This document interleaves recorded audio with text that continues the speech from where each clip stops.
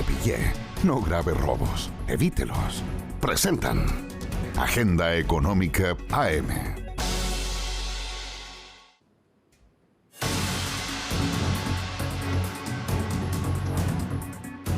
¿Qué tal? ¿Cómo están? Bienvenidos, 8 de la mañana y estamos partiendo muy puntuales esta edición de Agenda Económica.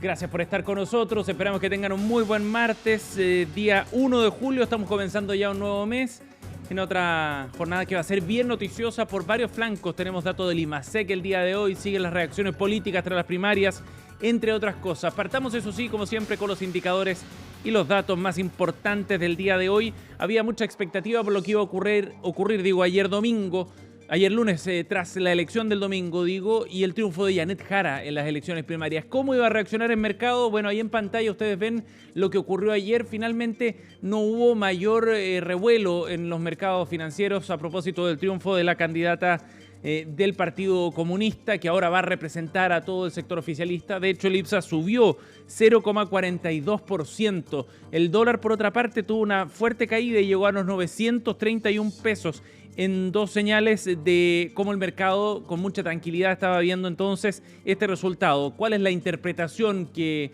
predominaba ayer entre los analistas económicos y de inversiones? Fundamentalmente que el triunfo de Jara acerca más a la oposición, a la centro derecha, a la moneda, y eso entonces es lo que llevaba a terreno positivo, favorable a los indicadores principales a nivel local. De hecho, hubo acciones que subieron bastante el día de ayer, por ejemplo la de Invercap más de 5,5%, BCI más de 3,5%, Concha y Toro 2,4% de distintos rubros, acciones que subían en el día de ayer. Por otra parte, la UEF para hoy tiene un valor de 39.269 pesos y el euro se está cotizando en 1.181 pesos.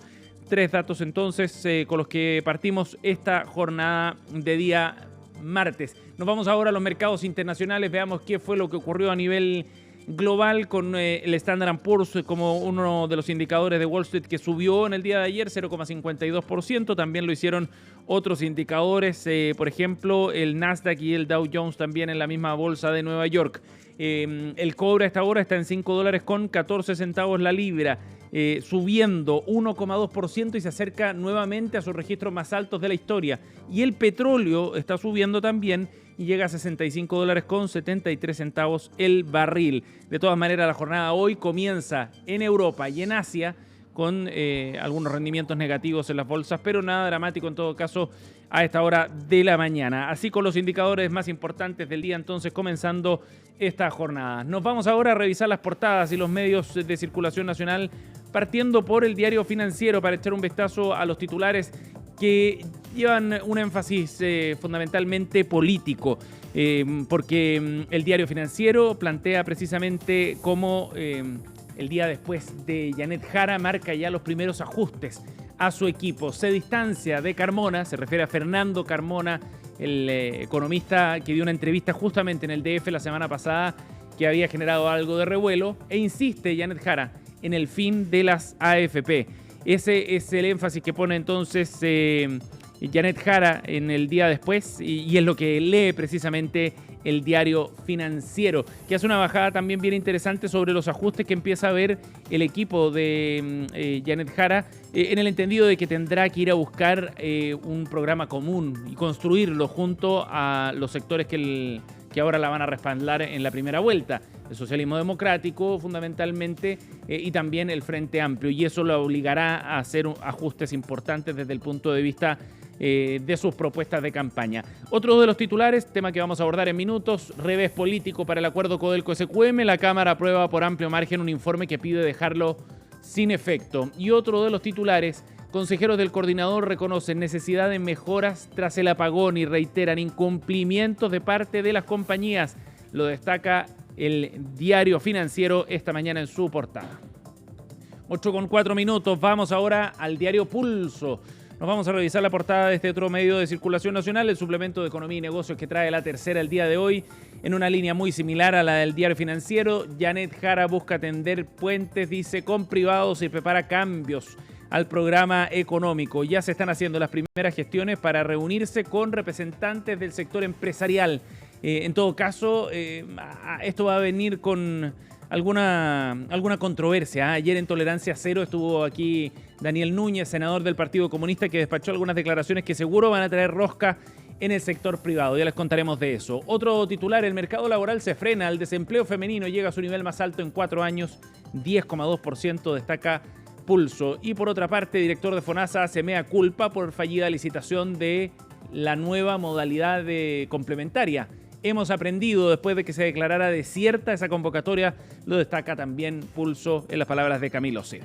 Y por último, 8,5, nos vamos al diario El Mercurio. También vamos a revisar los titulares de este otro medio de circulación nacional en su cuerpo B de Economía y Negocios, donde se destaca este indicador de desempleo femenino que llega a superar el 10%, 10,2 para ser precisos, en el peor nivel bajo el actual gobierno desde el año 2021, que no se veía una situación tan compleja para el desempleo femenino en particular. Es ahí donde se está poniendo el foco.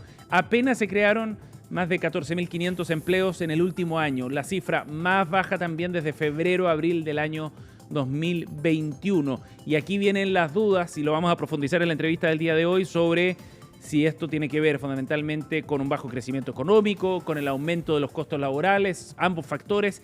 Eso es lo que está en disputa entonces en la discusión y el análisis. Ya lo tendremos en entrevista en el segundo bloque de Agenda Económica AM. Los titulares para esta hora de la mañana, 8,6. Bien, nos vamos entonces ahora a analizar uno de los temas, o adelantar más bien, uno de los temas que va a ser asunto el día de hoy. Tiene que ver con el dato del IMASEC, porque a las 8:30 puntualmente el Banco Central va a entregar los datos de crecimiento de la actividad económica del mes de mayo. Y de acuerdo a lo que está proyectando el mercado, hay un rango bien amplio. En la parte baja se espera que el crecimiento esté en torno al 3,1%. Eso es lo que reflejaba, por ejemplo, la última encuesta de expectativas económicas que realiza mensualmente el Banco Central y que sondea en el mercado distintas visiones y pondera entonces un 3,1% de proyección estimada. Pero ayer conocimos datos de actividad industrial que publica el INE, que hicieron que muchos de los bancos de inversión y de economistas de la plaza local subieran sus expectativas. Y hay algunos que están pensando que la economía incluso puede haber crecido un 3,8% en mayo. Si eso ocurre, daría un signo de fuerza bien importante a la economía chilena, con una expansión de hasta 3,8%. ¿Qué fue lo que ocurrió ayer con el INE? Entregó datos, como decíamos, de producción que en el caso de la industria manufacturera creció 2,9%, mientras que la producción minera tuvo un alza interanual de 9,8%. Y ese es un antecedente bien interesante entonces para ver un IMASEC que quizás en mayo puede dar la sorpresa. Ya veremos cómo lo interpreta finalmente el Banco Central, o cómo pondera todos esos antecedentes para conocer la actividad económica. De todas maneras, si es que con los datos conocidos ayer, aun cuando se pueda cumplir un registro importante de crecimiento económico de mayo, para los próximos meses los analistas ya prevén que esto va a ir perdiendo fuerza. Se van a moderar algunos de esos factores. Por ejemplo, lo que estaba pasando con el comercio, que venía generando mucha atracción en la economía local. Bueno, eso empieza a diluirse y para el segundo semestre se espera una actividad económica algo más lenta. Ya veremos entonces, a las 8:30 oportunamente tendremos ese dato del Banco Central.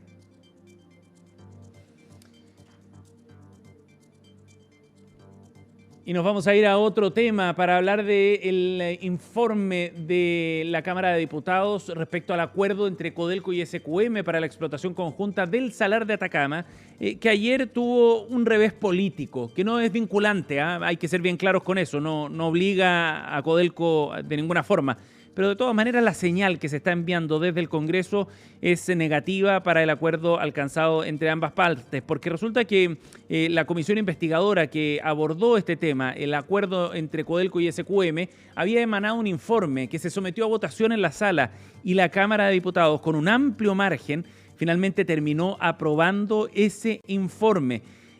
Recordemos que el documento, las conclusiones a las que llegaron los diputados es que debería dejarse sin efecto el acuerdo entre SQM y Codelco. Y eso es lo que ayer fue ratificado por 96 votos a favor que se cuadraron con el documento de la comisión investigadora. Hubo solo 2 diputados que estuvieron por rechazarlo y 17 abstenciones respecto a este informe. El texto de la comisión investigadora fundamentalmente plantea que este acuerdo entre Codelco y SQM debe quedar nulo, que no se firme las condiciones actuales, fundamentalmente porque hubo mucha opacidad, dicen, en la forma en la que se llevó adelante esta negociación por parte de Codelco. Recordemos que la estatal recibió un mandato directamente del gobierno para encargarse de esta negociación. Forma parte de la Estrategia Nacional del Litio y a pesar de ese respaldo político del Ejecutivo, de todas maneras, en el Congreso, el propio sector incluso oficialista está en contra de esta iniciativa. Plantean que no hubo transparencia en las negociaciones, que no hubo una licitación pública para elegir al socio de la minera estatal y de acuerdo a la comisión, en estimaciones que en todo caso han sido bien discutidas, serían 6.700 millones de dólares el perjuicio para el Estado producto de un acuerdo a puertas cerradas. De todas maneras, recordemos que este informe y lo que haya votado la Cámara no es vinculante, no obliga a la estatal de ninguna forma, porque esa decisión es una decisión de negocios que radica en el directorio y el directorio de Codelco, compuesto por integrantes de distintas sensibilidades políticas, ha dado el visto bueno entonces a esta iniciativa. De todas maneras, la señal política es bien interesante porque sigue esta discusión y sobre todo por lo que vendrá la carrera presidencial.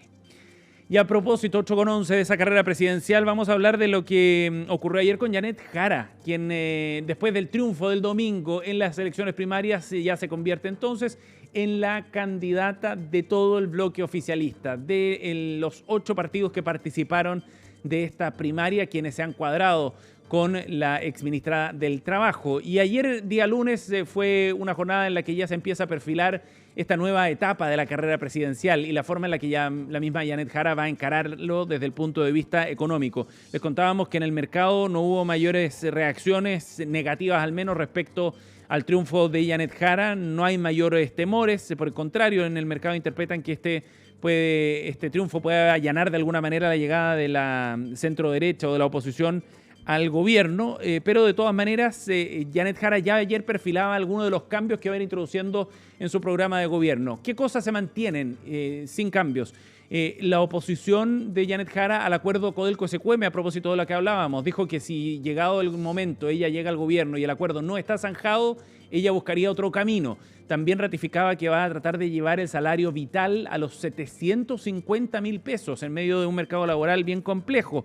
Va a insistir también con el fin de las AFP. Esos puntos se mantienen, pero se abre también a cambios bien importantes desde el punto de vista de la estrategia, por ejemplo, para estimular la actividad económica, ya no basada en la demanda interna como planteó en la primaria, sino más bien en un modelo distinto. Vamos a escuchar en todo caso algunos de los puntos que ratificaba ayer la candidata presidencial de Unidad por Chile. Junto con destacar el aumento histórico del salario mínimo, nos comprometemos a avanzar en un salario vital de 750.000 pesos. Hablo sobre las AFP, que a usted le hubiera gustado, ¿cierto?, eliminarla. En su posible gobierno, ¿las eliminaría o abogaría por aquello? Mucho va a depender de la correlación de fuerzas que tengamos. Por eso es importante que la ciudadanía también sepa que en este gobierno se trató de terminar a las AFP, pero resulta que en el Parlamento tenían una bancada que las defendía y que era de la derecha. Ahí poniendo el énfasis rápidamente sobre un tema sensible como el fin de las AFP, la candidata de Unidad por Chile entonces planteaba algunas de las definiciones de los temas que va a mantener. De todas maneras, queda un largo trecho de aquí hasta noviembre, vendrá una discusión programática dentro del bloque y también habrá incorporaciones seguramente de economistas que le van a dar otro perfil también a su abanico de propuestas. Pero volvamos al tema de la reacción del mercado de ayer. Como les contábamos, el dólar bajó, el IPSA subió, por lo tanto no hubo gran revuelo a propósito del triunfo de Janet Jara. Conversamos con Manuel Bengolea y Natalia Aranguis. Este fue su análisis de la interpretación que hizo el mercado ayer. No es que el mercado celebre que haya ganado la candidata Jara, sino que más bien el mercado es indiferente ante una realidad y esa realidad poco probable de ocurrir es que Jara logre ganar la presidencia, porque la verdad que todo indica que el 1.370.000 votantes está muy por debajo de todos los pronósticos, con lo cual lo que demuestra es una falta de interés muy significativo por parte de la población en lo que ofrece la candidata Jara.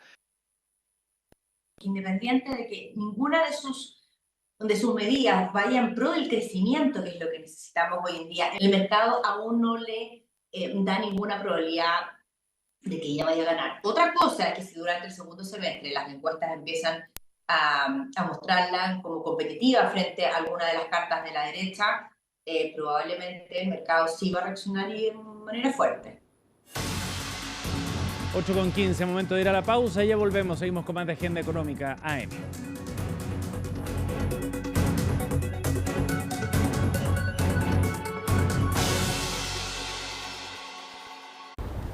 ¡Qué mal servicio! Espero que el servicio de seguridad de tu empresa sea mejor.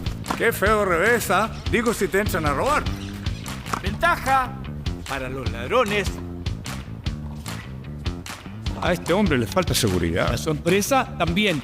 Te pillé, compadre. Te pillé. Te pillé es el único sistema de seguridad para empresas que no graba robos, los evita. No sea usted la próxima víctima y contrate su tranquilidad en tepillé.cl. Con Te pillé, nada es imposible.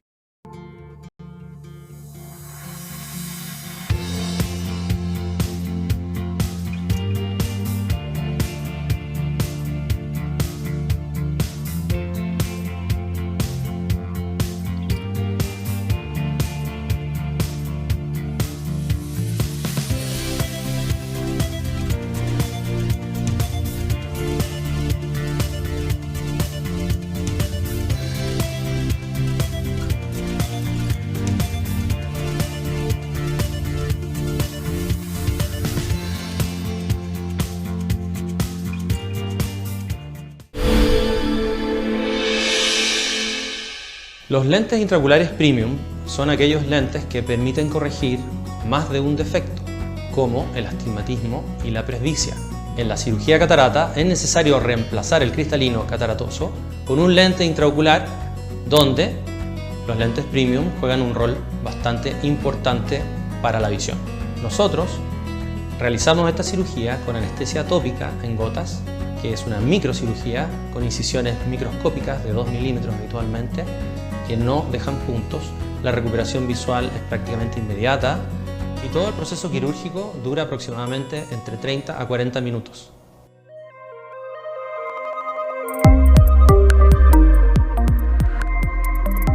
Clínica Oftalmológica Mira. Ver bien, vivir mejor.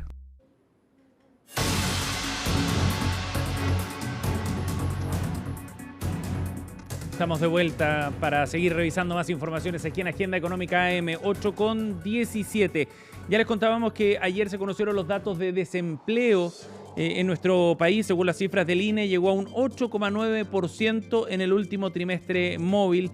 Y de esa forma se consolidó un escenario que muestra hartas debilidades desde el punto de vista del mercado laboral. Vamos a analizar algunos detalles y para eso estamos en contacto con el director del Observatorio de Contexto Económico de la Universidad Diego Portales, Juan Bravo. ¿Cómo estás, Juan? Buenos días. Hola, Sebastián, muy buenos días, muchas gracias por la invitación. Gracias por el contacto. Juan, hay varias dimensiones desde las que podemos analizar este informe, desde el punto de vista de la creación de empleo, del desempleo femenino en particular, pero en una primera mirada general, ¿qué nos muestra sobre el mercado laboral chileno el informe de ayer? Sí, este es un mercado laboral que claramente está debilitado y que ha empeorado en los últimos registros. Efectivamente hay varias aristas aquí que revela el mercado laboral de debilidad, tanto por el desempleo como por su composición, y también hay debilidades en cuanto al ritmo de creación de empleo y también en cuanto a su composición. Entonces, la verdad es que esta es una debilidad que está generalizada a través de diversos indicadores y que lamentablemente, más que ir mejorando, uno ve que va empeorando. En ese sentido, una de las debilidades tiene que ver con la creación de empleo. ¿Qué está pasando ahí, Juan? Sí, el ritmo de creación de empleo se ha debilitado significativamente. En el dato que conocimos ayer, ni siquiera logra aumentar el empleo en 15.000 empleos en el último año. O sea, está casi estancada la creación de empleos en Chile. esta creación anual de empleo que tuvimos es la más baja desde febrero-abril de 2021, o sea, tenemos que remontarnos a plena pandemia para encontrar creaciones de empleo tan bajas. Entonces, primero tenemos un ritmo de creación de empleo muy bajo. Ahora, ¿qué ocurre?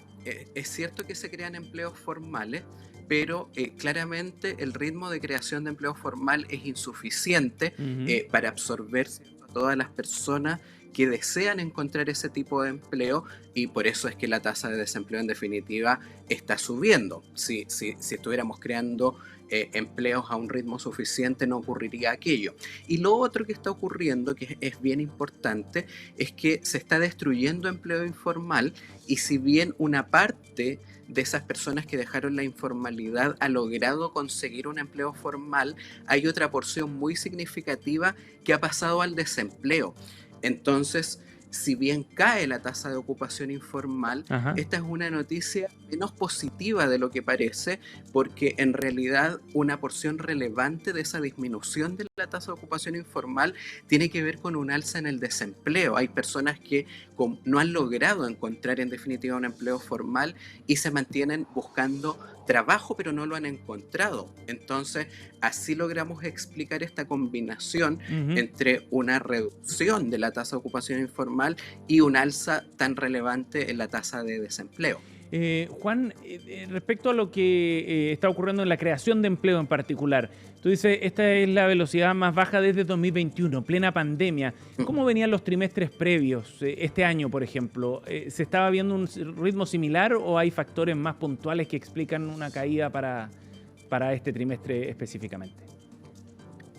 Sí, bueno, ha venido bajando. Por ejemplo, en el dato del mes pasado estábamos en ritmos en torno a 20.000 empleos, pero si uno se va, por ejemplo, hace 2 meses atrás se creaban 80.000 empleos anuales, y si uno se va, por ejemplo, a lo que ocurría hace 6 meses atrás, se creaba empleo a un ritmo de 148.000. Entonces es bastante evidente cómo se ha ido deteriorando el ritmo de creación de puestos de trabajo. Ahora, ¿a qué se debe esto? La verdad es que no hay una sola razón. Por supuesto está presente el fenómeno del bajo crecimiento económico.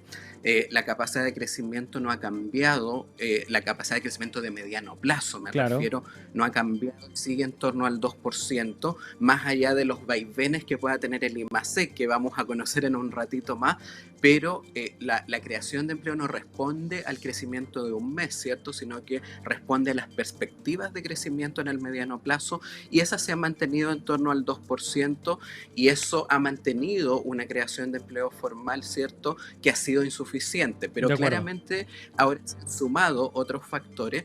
Y aquí los costos salariales están siendo un factor que ya se empieza a notar en las cifras que están impactando. Ya el Banco Central nos decía en el IPOM de diciembre, en su estudio, ellos realizaron un estudio empírico donde mostraron que había una mayor destrucción de empleo entre las empresas que tenían mayor prevalencia de trabajadores afectos al salario mínimo.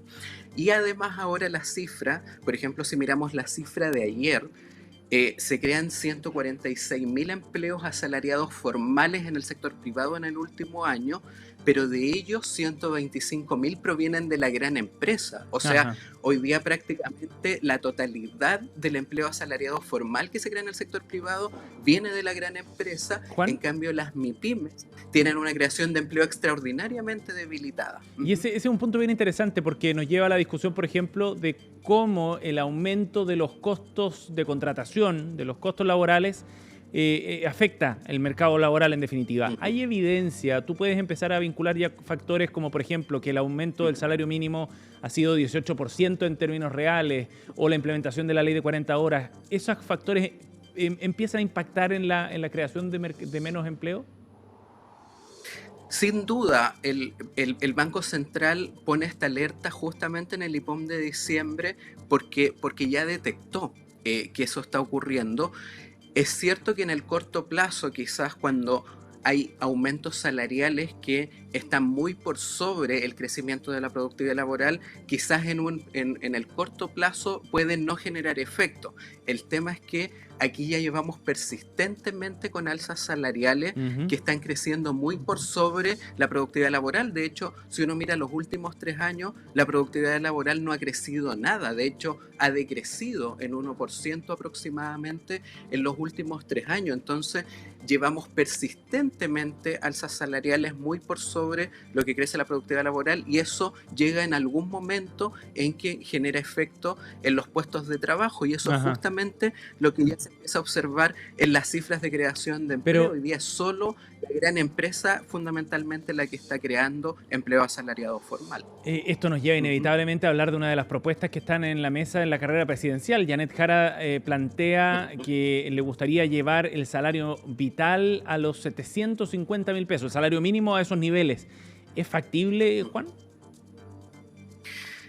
Claramente, si esa propuesta se materializa, tendríamos un efecto bastante relevante sobre el mercado laboral, porque si uno calcula cuánto sería de incremento si se materializa la propuesta, sería alrededor de un 42% de alza nominal y alrededor de un 26% real una vez que esté materializada. Entonces sabemos que en 4 años la productividad laboral no va a crecer en 26%, claro, si en los últimos 3 años ha decrecido en 1%. Por lo tanto, es evidente que de concretarse esa medida seguiríamos con un alza de salarios que sigue desalineada, que se profundizaría ese desalineamiento con el crecimiento de la productividad laboral, y por lo tanto más bien lo que esto generaría es que sigamos viendo un deterioro en el mercado laboral. Esto contribuiría a un mayor deterioro en el mercado laboral. Juan, nos quedan 30 segundos nada más, pero no quiero dejar pasar la posibilidad de preguntarte sobre lo que está pasando con el desempleo femenino también, que llega a su peor nivel